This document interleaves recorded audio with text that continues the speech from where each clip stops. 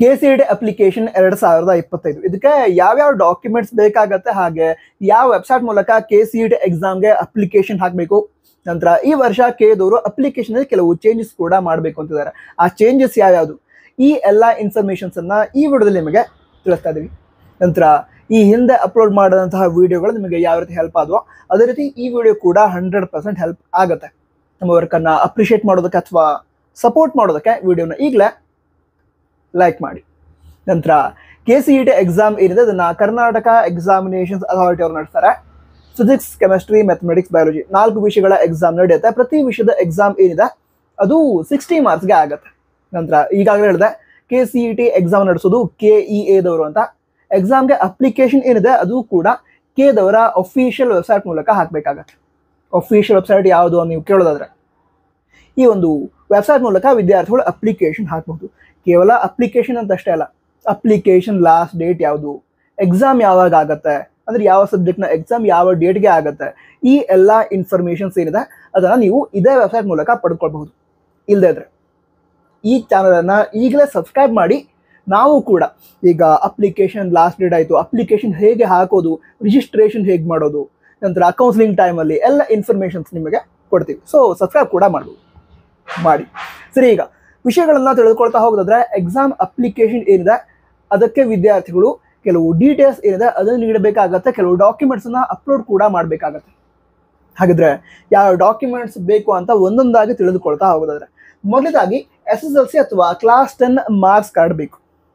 ನಿಮ್ಮ ಹತ್ರ original marks card ಇದ್ದೇ ಇರುತ್ತೆ. ಅದರ ಮೇಲಿರುವಂತಹ ರಿಜಿಸ್ಟರ್ ನಂಬರ್ ಏನಿದೆ ಅದನ್ನು ಎಂಟ್ರಿ ಮಾಡಬೇಕಾಗತ್ತೆ. ಅದ್ರ ಜೊತೆಗೇನೆ SSLC ಮಾರ್ಕ್ಸ್ ಕಾರ್ಡ್ ಏನಿದೆ ಅದನ್ನು ಸ್ಕ್ಯಾನ್ ಮಾಡಿ ಅಪ್ಲೋಡ್ ಮಾಡೋದು ಕೂಡ ಇರುತ್ತೆ. ಅದಕ್ಕೋಸ್ಕರ SSLC ಮಾರ್ಕ್ಸ್ ಕಾರ್ಡ್ ಬೇಕು. ಅದಂತರ ರೀಸೆಂಟ್ ಪಾಸ್ಪೋರ್ಟ್ ಸೈಜ್ ಫೋಟೋ ಬೇಕಾಗತ್ತೆ. ಈಗ ಎಕ್ಸಾಮ್ಗೆ ಹೋಗಬೇಕಾದ್ರೆ ಅಡ್ಮಿಟ್ ಕಾರ್ಡ್ ಏನಿರುತ್ತೆ, ಅಡ್ಮಿಟ್ ಕಾರ್ಡ್ ಅದ್ರ ಮೇಲೆ ನಿಮ್ಮ ಫೋಟೋ ಇರುತ್ತೆ. ಅದಕ್ಕೋಸ್ಕರ ನೀವೇನು ಮಾಡ್ತಾರೆ, ಈಗ ಫೋಟೋವನ್ನು ಅಪ್ಲೋಡ್ ಮಾಡ್ತೀರಾ. ಓಕೆನಾ? ಅದಕ್ಕೋಸ್ಕರ ರೀಸೆಂಟ್ ಪಾಸ್ಪೋರ್ಟ್ ಸೈಜ್ ಫೋಟೋ ಬೇಕಾಗುತ್ತೆ. ಅದನ್ನು ಕೂಡ ಸ್ಕ್ಯಾನ್ ಮಾಡಿ ನೀವು ಅಪ್ಲಿಕೇಶನ್ ಹಾಕುವಂತಹ ಸಂದರ್ಭದಲ್ಲಿ ಅಪ್ಲೋಡ್ ಮಾಡಬೇಕಾಗತ್ತೆ. ಅದಂತರ ವಿದ್ಯಾರ್ಥಿಗಳು ಅಥವಾ ಕ್ಯಾಂಡಿಡೇಟ್ ಏನಿರ್ತಾರೆ ಅವರ ಲೆಫ್ಟ್ ಹ್ಯಾಂಡ್ ಥಂಬ್ ಇಂಪ್ರೆಷನ್ ಅದು ಕೂಡ ಬೇಕಾಗುತ್ತೆ. ಇದು ಹೇಗೆ ಪಡೆದುಕೊಳ್ಳೋದು ಅಂತ ಹೇಳಿದ್ರೆ, ಈಗ ಇಂಕ್ ಪ್ಯಾಡ್ ಏನಿರುತ್ತೆ ಅದರ ಮೂಲಕ ಅಥವಾ ಅದನ್ನು ಯೂಸ್ ಮಾಡಿಕೊಂಡು ವೈಟ್ ಶೀಟ್ ಅಥವಾ A4 ಸೈಜ್ ಶೀಟ್ ಮೇಲೆ ಏನು ಮಾಡ್ತೀರಾ, ಥಂಬ್ ಇಂಪ್ರೆಷನ್ ತೆಗೆದುಕೊಳ್ತೀರಾ. ಅದನ್ನು ಸ್ಕ್ಯಾನ್ ಮಾಡಿ ಅಪ್ಲಿಕೇಶನ್ ಹಾಕುವಂತಹ ಸಂದರ್ಭದಲ್ಲಿ ಅಪ್ಲೋಡ್ ಮಾಡ್ತೀರಾ. ಓಕೆನಾ? ಅದಂತರ ಕ್ಯಾಂಡಿಡೇಟ್ ಸಿಗ್ನೇಚರ್ ಅಥವಾ ನಿಮ್ಮ ಸಿಗ್ನೇಚರ್ ಅದು ಕೂಡ ಸಿಗ್ನೇಚರ್ನ ಹಾಕಿ ಅದನ್ನು ಕೂಡ ಸ್ಕ್ಯಾನ್ ಮಾಡಿ ಅಪ್ಲೋಡ್ ಮಾಡೋದಿರುತ್ತೆ. ಇವಿಷ್ಟು ಡಾಕ್ಯುಮೆಂಟ್ಸ್ ಬೇಕು. ಅದ್ರ ಜೊತೆಗೆ ವಿದ್ಯಾರ್ಥಿಗಳ ಬ್ಯಾಂಕ್ ಡೀಟೇಲ್ಸನ್ನು ಕೂಡ ಕೇಳ್ತಾರೆ. ಅದಕ್ಕೋಸ್ಕರ ನಿಮ್ಮ ಬ್ಯಾಂಕ್ ಡೀಟೇಲ್ಸ್ ಏನಿರುತ್ತೆ ಅದು ಕೂಡ ರೆಡಿ ಇಟ್ಕೋಬೇಕು. ಅದನ್ನು ಕೂಡ ಅಪ್ಲಿಕೇಶನ್ ಹಾಕುವಂಥ ಸಂದರ್ಭದಲ್ಲಿ ಎಂಟರ್ ಮಾಡಬೇಕಾಗತ್ತೆ. ಓಕೆನಾ? ಅದಂತರ ಮುಂದಿನ ವಿಷಯ ತಿಳ್ಕೊಳ್ತಾ ಹೋಗೋದಾದ್ರೆ ಸೆಕೆಂಡ್ PUC ರಿಜಿಸ್ಟರ್ ನಂಬರ್ ಬೇಕಾಗತ್ತೆ.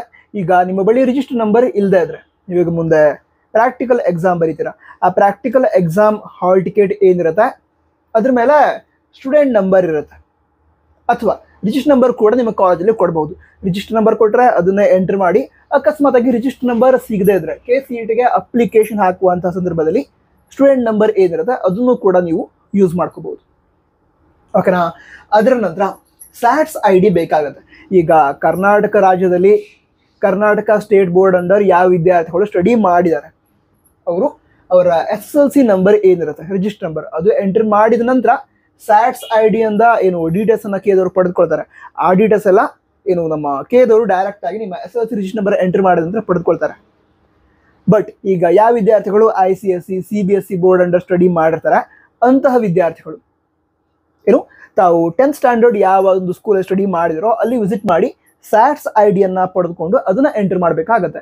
ಸ್ಯಾಟ್ಸ್ ID ಯಾಕೆ ಬೇಕು, ಅದು ಹಾಗಿದ್ರೆ ಅದನ್ನು ತಿಳ್ಕೊಳ್ಳೋದಾದ್ರೆ ಯಾಕೆ ಬೇಕು ಅಂತ ಹೇಳಿದ್ರೆ ನಿಮ್ಮ ಸ್ಟಡಿ ಡೀಟೇಲ್ಸ್ ಏನಿರುತ್ತೆ ಅಂದ್ರೆ ನೀವು ಫಸ್ಟ್ ಸ್ಟ್ಯಾಂಡರ್ಡ್ ಇಂದ ಇಲ್ಲಿವರೆಗೆ ಯಾವ ಸ್ಕೂಲಲ್ಲಿ ಸ್ಟಡಿ ಮಾಡಿದ್ದೀರಾ, ಯಾವ ಸ್ಕೂಲಲ್ಲಿ ಎಷ್ಟು ವರ್ಷ ಸ್ಟಡಿ ಮಾಡಿದ್ದೀರಾ, ಈ ಎಲ್ಲ ಡೀಟೇಲ್ಸ್ ಅನ್ನ ಕೆದವರು ಡೈರೆಕ್ಟ್ ಆಗಿ ಈ ಸ್ಯಾಟ್ಸ್ ID ಅನ್ನ ಯೂಸ್ ಮಾಡಿಕೊಂಡು ಪಡೆದುಕೊಳ್ತಾರೆ. ಅದಕ್ಕೋಸ್ಕರ ಸ್ಯಾಟ್ಸ್ ID ಬೇಕಾಗತ್ತೆ. ಕೆಲವೊಮ್ಮೆ ಏನಾಗುತ್ತೆ ಅಂತ ಹೇಳಿದ್ರೆ ಸ್ಯಾಟ್ಸ್ IDಯಲ್ಲಿ ಸ್ಟೂಡೆಂಟ್ಸ್ಗಳ ಸಂಪೂರ್ಣವಾದ ಡೀಟೇಲ್ಸ್ ಇರಲ್ಲ. ಅಂದರೆ ಯಾವ ವರ್ಷ ಯಾವ ಸ್ಕೂಲ್ ಸ್ಟಡಿ ಮಾಡಿದರೆ ಅದು ಕರೆಕ್ಟ್ ಆಗಿರಲ್ಲ. ಯಾವುದೋ ಒಂದು ಅಥವಾ 2 ವರ್ಷದ ಡೀಟೇಲ್ಸ್ ಮಿಸ್ ಆಗಿದೆ ಅಂತ ಅಂದ್ಕೊಳ್ಳಿ. ಆ ಟೈಮಲ್ಲಿ ನೀವೇ ಎಂಟ್ರಿ ಮಾಡಬೇಕಾಗತ್ತೆ. ಅದಕ್ಕೋಸ್ಕರ ಇಲ್ಲಿ ಬರ್ದಿದ್ದು ನೋಡಿ, ಸ್ಟಡಿ ಡೀಟೇಲ್ಸ್ ಆಫ್ ಕ್ಯಾಂಡಿಡೇಟ್ ಅಂತ. ಅದಕ್ಕೋಸ್ಕರ ನೀವು ಮೊದಲೇ ರೆಡಿ ಮಾಡಿ ಇಟ್ಕೊಂಡ್ರಿ. ಫಸ್ಟ್ ಸ್ಟ್ಯಾಂಡರ್ಡ್ ಏನಿದೆ ಅದು ಇಂತಹ ಸ್ಕೂಲಲ್ಲಿ ಸ್ಟಡಿ ಮಾಡಿದ್ದೀನಿ, ಯಾವ ವರ್ಷ ಸ್ಟಡಿ ಮಾಡಿದ್ದೀನಿ, ಅದ ನಂತರ ಸೆಕೆಂಡ್ ಸ್ಟ್ಯಾಂಡರ್ಡ್ ಯಾವ ಸ್ಕೂಲಲ್ಲಿ ಯಾವ ವರ್ಷ ಸ್ಟಡಿ ಮಾಡಿದ್ದೀನಿ, ಇದೆಲ್ಲ ಡೀಟೇಲ್ಸ್ ರೆಡಿ ಇಟ್ಕೊಂಬಿಡಿ.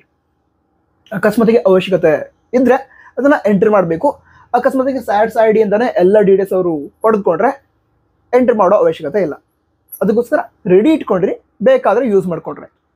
ಅದರ ನಂತರ ಮತ್ತೆ ಯಾವ ಡೀಟೇಲ್ಸ್ ಬೇಕು ಅಂತ ತಿಳ್ಕೊಳ್ಳೋದಾದ್ರೆ ಆ್ಯಕ್ಟಿವ್ ಮೊಬೈಲ್ ನಂಬರ್, ನಿಮ್ಮ ಮೊಬೈಲ್ ನಂಬರ್ನ ಎಂಟ್ರಿ ಮಾಡಬೇಕಾಗುತ್ತೆ. ಇದು ಯಾಕೆ ಹೆಲ್ಪ್ ಆಗುತ್ತೆ ಅಂತ ತಿಳ್ಕೊಳ್ಳೋದಾದ್ರೆ ಕೇದವರು ಕೆಲವು ಕೌನ್ಸಿಲಿಂಗ್ನ ಪ್ರೊಸೀಜರ್ ಏನಿರುತ್ತೆ ಅದು ನಡಿಬೇಕಾದ್ರೆ ನಿಮ್ಮ ಮೊಬೈಲ್ಗೇನೆ ಅಪ್ಡೇಟ್ಸ್ ಕಳಿಸ್ತಾರೆ. ಈಗ ಅಕಸ್ಮಾತಾಗಿ ಲಾಸ್ಟ್ ಡೇಟ್ ಏನಿದೆ ಕೌನ್ಸಿಲಿಂಗ್ ಯಾವುದೊಂದು ಪ್ರೊಸೀಜರ್ ನಡೀತಾ ಇದೆ ಅಂದ್ಕೊಳ್ಳೋಣ, ಆಪ್ಷನ್ ಎಂಟ್ರಿ ನಡೀತಾ ಇದೆ ಅಂದ್ಕೊಳ್ಳೋಣ. ಆ ಟೈಮಲ್ಲಿ ಅದರ ಡೇಟನ್ನು ಎಕ್ಸ್ಟೆಂಡ್ ಮಾಡಿದರೆ ನಿಮ್ಮ ಮೊಬೈಲ್ಗೆ ವಾಟ್ಸಪ್ಪಲ್ಲೇ ಮೆಸೇಜ್ ಕಳಿಸ್ಬಿಡ್ತಾರೆ, ಡೇಟ್ ಇಂತಹ ಡೇಟ್ವರೆಗೆ ಎಕ್ಸ್ಟೆಂಡ್ ಮಾಡಲಾಗಿದೆ ಅಂತ ಕಳಿಸ್ಬಿಡ್ತಾರೆ. ಅದಕ್ಕೋಸ್ಕರ ಆ ಎಲ್ಲ ಅಪ್ಡೇಟ್ಗಳನ್ನು ಮೊಬೈಲಲ್ಲಿ ಪಡೆದುಕೊಳ್ಳೋದಕ್ಕೂ ಕೂಡ ಹೆಲ್ಪ್ ಆಗುತ್ತೆ. ಅದಕ್ಕೋಸ್ಕರ ಏನು ಮೊಬೈಲ್ ನಂಬರ್, ಆ್ಯಕ್ಟಿವ್ ಇರುವಂತಹ ಮೊಬೈಲ್ ನಂಬರ್ನ ಎಂಟ್ರಿ ಮಾಡಿ. ಅದರ ನಂತರ ಇಮೇಲ್ ಐ ಡಿ ಬೇಕು. ಅಪ್ಲಿಕೇಶನ್ ಹಾಕುವ ಸಂದರ್ಭದಲ್ಲಿ ಇಮೇಲ್ ಐ ಡಿ ಬೇಕು. ನಿಮ್ಮ ಇಮೇಲ್ ಐ ಡಿ ರೆಡಿ ಮಾಡಿ ಇಟ್ಕೊಂಡ್ರಿ. ಆಲ್ರೆಡಿ ಇಮೇಲ್ ಐ ಡಿ ಇದ್ದರೆ ಅದನ್ನು ಯೂಸ್ ಮಾಡ್ಕೋಬೋದು. ಅಕಸ್ಮಾತಾಗಿ ಪಾಸ್ವರ್ಡ್ ಮರ್ತು ಹೋಗಿದೆ ಈ ರೀತಿ ಏನಾದ್ರು ಆಗಿದ್ರೆ ಒಂದು ಇಮೇಲ್ ಐ ಡಿ ರೆಡಿ ಮಾಡಿ ಇಟ್ಕೊಳ್ಳಿ. KCET ಅಪ್ಲಿಕೇಶನ್ಗೆ ಅಂತಲೇ ರೆಡಿ ಮಾಡಿ ಇಟ್ಕೊಳ್ಳಿ, ಓಕೆನಾ. ಅದರ ನಂತರ ಇನ್ಕಮ್ ಸರ್ಟಿಫಿಕೇಟ್. ಈಗ ಯಾವ್ಯಾವ ವಿದ್ಯಾರ್ಥಿಗಳ ಫ್ಯಾಮಿಲಿ ಇನ್ಕಮ್ ಅಂದರೆ ವಾರ್ಷಿಕ ಆದಾಯ 8 ಲಕ್ಷಕ್ಕಿಂತ ಕಡಿಮೆ ಇರುತ್ತೆ, ಅವರು SNQ ಕೋಟಾಕ್ಕೆ ಎಲಿಜಿಬಲ್ ಆಗಿರ್ತಾರೆ. SNQ ಕೋಟಾ ಅಂಡಷ್ಟು ನಿಮಗೆ ಅಡ್ಮಿಷನ್ ಸಿಕ್ಕರೆ ತುಂಬ ಕಡಿಮೆ ಫೀಸ್ಗೆ ಎಂಜಿನಿಯರಿಂಗ್ ಅಡ್ಮಿಷನ್ ಆಗುತ್ತೆ. ಅದು ಕೂಡ ಒಳ್ಳೆ ಕಾಲೇಜಲ್ಲಿ ಅಡ್ಮಿಷನ್ ಸಿಗುತ್ತೆ. ಅದಕ್ಕೋಸ್ಕರ ನಿಮ್ಮ ಫ್ಯಾಮಿಲಿ ಇನ್ಕಮ್ 8 ಲ್ಯಾಕ್ಗಿಂತ ಕಡಿಮೆ ಇದ್ದರೆ ನಿಮ್ಮ ಕೆಟಗರಿ ಯಾವುದಾಗಿದ್ರು ಕೂಡ ಈ ಒಂದು ಇನ್ಕಮ್ ಸರ್ಟಿಫಿಕೇಟನ್ನು ರೆಡಿ ಮಾಡಿ ಇಟ್ಕೊಂಡ್ರಿ. ಈ ವರ್ಷಕ್ಕೆ ವ್ಯಾಲಿಡ್ ಇರುವಂತಹ ಇನ್ಕಮ್ ಸರ್ಟಿಫಿಕೇಟ್ ಆಗಿರಬೇಕು. ಆ ಇನ್ಕಮ್ ಸರ್ಟಿಫಿಕೇಟ್ ಮೇಲೆ ಇರುವಂತಹ RD ನಂಬರ್ ಏನಿದೆ ಅದನ್ನು ಎಂಟ್ರಿ ಮಾಡೋದಿರುತ್ತೆ ಅಪ್ಲಿಕೇಶನ್ ಹಾಕುವಂತಹ ಸಂದರ್ಭದಲ್ಲಿ. ನಂತರ ಮತ್ತೊಂದು ವಿಷಯ ನಿಮಗೆ ಹೇಳಬೇಕು, ನಿಮಗೆ ಯಾವ್ಯಾವ ಕೋಟಾ ಅಪ್ಲೈ ಆಗುತ್ತೆ ಆ ಕೋಟಾಕ್ಕೆ ರಿಲೇಟೆಡ್ ಆಪ್ಷನ್ಸ್ನೆಲ್ಲ ಸೆಲೆಕ್ಟ್ ಮಾಡಿ. ಮುಂದೆ ಅಪ್ಲಿಕೇಶನ್ ಏನು ಸ್ಟಾರ್ಟ್ ಆಗುತ್ತೆ ಆವಾಗ ಹೇಳ್ತೀವಿ ಯಾವ್ಯಾವ ಕೋಟಾಗಳನ್ನು ಸೆಲೆಕ್ಟ್ ಮಾಡಬೇಕು ಅಂತ, ಓಕೆನಾ. ಅದ್ರ ಬಗ್ಗೆ ಕೂಡ ಮುಂದೆ ಸಪ್ರೇಟ್ ವಿಡಿಯೋನು ಕೂಡ ಮಾಡಿರ್ತೀವಿ. ಬಟ್ ನಿಮಗೆ ಯಾವ್ಯಾವ ಕೋಟಾ ಅಪ್ಲೈ ಆಗುತ್ತೆ ಅದನ್ನು ತಿಳಿದುಕೊಂಡು ಮಿಸ್ ಮಾಡದೆ ಆ ಕೋಟಾಗಳನ್ನೆಲ್ಲ ಸೆಲೆಕ್ಟ್ ಮಾಡ್ಕೊಳ್ಳಿ. ಮುಂದಿನ ವಿಷಯ ತಿಳ್ಕೊಳ್ತಾ ಹೋಗೋದಾದ್ರೆ ಕಾಸ್ಟ್ ಸರ್ಟಿಫಿಕೇಟ್ ಏನಿರುತ್ತೆ ಅದನ್ನು ಕೂಡ ನೀವೀಗ OBC ವಿದ್ಯಾರ್ಥಿಗಳಾಗಿದ್ದರೆ ಅಂದರೆ ಬ್ಯಾಕ್ವರ್ಡ್ ಕ್ಲಾಸ್ ಅಂಡರ್ ಬರುವಂಥ ವಿದ್ಯಾರ್ಥಿಗಳಾಗಿದ್ದರೆ ಈ ಕಾಸ್ಟ್ ಸರ್ಟಿಫಿಕೇಟನ್ನು ರೆಡಿ ಮಾಡಿ ಇಟ್ಕೊಳ್ರಿ. ಹಾಗೆ SC ಮತ್ತು ST ವಿದ್ಯಾರ್ಥಿಗಳಾಗಿದ್ದರೆ, ಮೈನಾರಿಟಿ ವಿದ್ಯಾರ್ಥಿಗಳಾಗಿದ್ದರೆ ಕಾಸ್ಟ್ ಸರ್ಟಿಫಿಕೇಟನ್ನು ರೆಡಿ ಮಾಡಿ ಇಟ್ಕೊಂಡ್ರಿ. ಯಾಕಂತೇಳಿದ್ರೆ ಈಗ ಒಳ್ಳೆ ಕಾಲೇಜ್ಗಳಲ್ಲಿ ಕೂಡ ಕಾಸ್ಟ್ ಬೇಸ್ ಮೇಲೆ ರಿಸರ್ವ್ಡ್ ಸೀಟ್ಸ್ ಇರುತ್ತೆ. ಅದನ್ನು ನೀವು ಕ್ಲೇಮ್ ಮಾಡಬೇಕು ಅಂತ ಹೇಳಿದ್ರೆ ಕಾಸ್ಟ್ ಸರ್ಟಿಫಿಕೇಟ್ ಮೇಲೆ ಇರುವಂತಹ RD ನಂಬರ್ನ ಎಂಟ್ರಿ ಮಾಡಿ ವೆರಿಫೈ ಮಾಡಿಸ್ಬೇಕು. ಈಗ ನಿಮಗೆ ಯಾವುದೊಂದು ಪರ್ಟಿಕ್ಯುಲರ್ ನೀವು SC ಕೆಟಗರಿ ಇದ್ದೀರಾ, ನಿಮಗೆ ಫೀಸ್ ಕೂಡ ಕಡಿಮೆ ಆಗುತ್ತೆ, 750 ರೂಪೀಸ್ ಫೀಸ್ ಇರುತ್ತೆ. ನೀವು ಅದನ್ನು ಕ್ಲೇಮೇ ಮಾಡಿಲ್ಲ, SC ಅಥವಾ ST ಕೆಟಗರಿ ಇದ್ದೀರಾ, ನೀವು ಅದನ್ನು ಕ್ಲೇಮೇ ಮಾಡಿಲ್ಲ, ಹಾಗೆ ಬಿಟ್ಬಿಟ್ರೆ ನಿಮ್ಮ ಕೆಟಗರಿ ವೈಸ್ ನಿಮಗೆ ಸಿಗಬೇಕಾಗಿರೋದು ಅಥವಾ ನಿಮಗೆ ಅಪ್ಲೈ ಆಗಿರೋದು 750 ರೂಪೀಸ್ ಫೀಸ್. ಬಟ್ ನೀವು ಅದನ್ನು ಕ್ಲೇಮ್ ಮಾಡಿಲ್ಲ ಅಂತ ಹೇಳಿ ನಿಮಗೆ ಜನರಲ್ ಮೆರಿಟ್ ಅಂತ ಕನ್ಸಿಡರ್ ಮಾಡ್ತಾರೆ. ಅದಕ್ಕೋಸ್ಕರ ನಿಮಗೆ ಯಾವ ಒಂದು ಕೆಟಗರಿ ಇದೆಯೋ ಅದಕ್ಕೆ ಸಂಬಂಧಂತೆ ಆಪ್ಷನ್ ಸೆಲೆಕ್ಟ್ ಮಾಡಿ ಕರೆಕ್ಟ್ ಆದ RD ನಂಬರ್ನ ಎಂಟ್ರಿ ಮಾಡಿ, ಓಕೆನಾ. ಅದಂತರ ಮುಂದಿನ ವಿಷಯವನ್ನು ತಿಳ್ಕೊಳ್ತಾ ಹೋಗೋದಾದ್ರೆ ನೀವೀಗ ಹೈದರಾಬಾದ್ ಕರ್ನಾಟಕ ಪ್ರದೇಶದವರಾಗಿದ್ದರೆ, ಹೈದರಾಬಾದ್ ಕರ್ನಾಟಕ ಪ್ರದೇಶದವರಿಗೆ ಏನು ರಿಸರ್ವ್ಡ್ ಸೀಟ್ ಇರುತ್ತೆ, ಓಕೆನಾ. ಎಲ್ಲ ಕಾಲೇಜ್ಗಳಲ್ಲೂ ಕೂಡ ರಿಸರ್ವ್ಡ್ ಸೀಟ್ ಇರುತ್ತೆ, ಇಂಟ್ರೆಸ್ಟ್ ಸೀಟ್ ಅಂತ. ಅದನ್ನು ನೀವು ಕ್ಲೇಮ್ ಮಾಡಬೇಕು ಅಂತ ಹೇಳಿದ್ರೆ ಅದಕ್ಕೆ ರಿಲೇಟೆಡ್ 371J ಸರ್ಟಿಫಿಕೇಟ್ ಅಂತ ಕೊಡ್ತಾರೆ. ಆ ಸರ್ಟಿಫಿಕೇಟನ್ನು ಪಡೆದುಕೊಳ್ಬೇಕು. ಅದನ್ನು ರೆಡಿ ಮಾಡಿಸಿ ಇಟ್ಕೊಂಡು ಈ ಅಪ್ಲಿಕೇಶನ್ ಹಾಕುವ ಸಂದರ್ಭದಲ್ಲಿ ಅದ್ರ ಮೇಲೂ ಕೂಡ RD ನಂಬರ್ ಇರುತ್ತೆ, ಅದನ್ನು ಎಂಟರ್ ಮಾಡಬೇಕಾಗುತ್ತೆ. ಅದಂತರ ಇಲ್ಲಿ ಸ್ಪೆಷಲ್ ಕ್ಯಾಟಗರಿ ಅಥವಾ ಕೋಟಾ ಇದ್ರೆ ಅದಕ್ಕೆ ರಿಲೇಟೆಡ್, ಈಗ ಯಾವುದೋ ಸ್ಟೂಡೆಂಟ್ PH ಕ್ಯಾಂಡಿಡೇಟ್ ಆಗಿದ್ರೆ ಅದಕ್ಕೆ ರಿಲೇಟೆಡ್ ಕೋಟಾವನ್ನು ಕ್ಲೇಮ್ ಮಾಡಬೇಕಾಗುತ್ತೆ. ಅದಂತರ ಯಾವುದಾದ್ರೂ ವಿದ್ಯಾರ್ಥಿಗಳು ಈಗ ಡಿಫೆನ್ಸ್ ಅದಕ್ಕೆ ರಿಲೇಟೆಡ್ ಕೋಟಾವನ್ನು ಕ್ಲೇಮ್ ಮಾಡೋದಿದ್ರೆ, ಸ್ಪೋರ್ಟ್ಸ್ ರಿಲೇಟೆಡ್ ಕೋಟಾವನ್ನು ಕ್ಲೇಮ್ ಮಾಡೋದಿದ್ರೆ ಅದನ್ನು ಕ್ಲೇಮ್ ಮಾಡಬೇಕಾಗುತ್ತೆ. ಕರೆಕ್ಟಾಗಿ ಕ್ಲೇಮ್ ಮಾಡಬೇಕು. ನಂತರ ಅದಕ್ಕೆ ಸಂಬಂಧಂತಹ ಡಾಕ್ಯುಮೆಂಟ್ಸನ್ನು ರೆಡಿ ಮಾಡಿ ಇಟ್ಕೋಬೇಕು. ನಂತರ ಈಗ ಇದಿಷ್ಟು ಅಪ್ಲಿಕೇಶನ್ಗೆ ಯಾವ್ಯಾವ ಡಾಕ್ಯುಮೆಂಟ್ಸ್ ಬೇಕು ಅನ್ನೋ ಡೀಟೇಲ್ಸ್ ಆಯಿತು. ಮುಂದಿನ ವಿಡಿಯೋದಲ್ಲಿ ಮತ್ತೆ ಬೇರೆ ಡೀಟೇಲ್ಸ್ನೊಂದಿಗೆ ಸಿಗೋಣ. ಸಬ್ಸ್ಕ್ರೈಬ್ ಮಾಡಿ. All the best. ಜೈ ಹಿಂದ್. ವಂದೇ ಮಾತರಂ.